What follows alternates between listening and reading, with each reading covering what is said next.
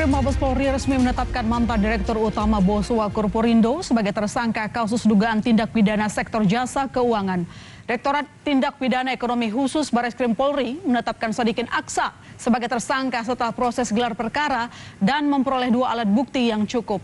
Kasus ini bermula sejak 2018 silam ketika Bank Bukopin ditetapkan sebagai bank dalam pengawasan intensif oleh Otoritas Jasa Keuangan karena mengalami tekanan likuiditas.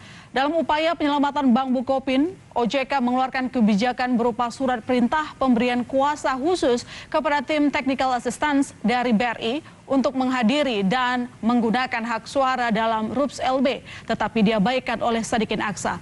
Atas perbuatannya, Sadikin Aksa terancam hukuman pidana penjara paling singkat 2 tahun dan denda minimal 5 miliar rupiah atau maksimal 6 tahun penjara dan denda maksimal 15 miliar rupiah. Untuk kasus Boswa, sampai saat ini masih dalam proses dan itu proses penyidikan di Bareskrim. Ya, ini penyidikan, nanti untuk penetapan tersangka sebagainya tentunya akan disampaikan kepada publik. Yang jelas Bareskrim menangani kasus tersebut, peristiwa tersebut dan sudah pada tingkat penyidikan di Bareskrim Polri.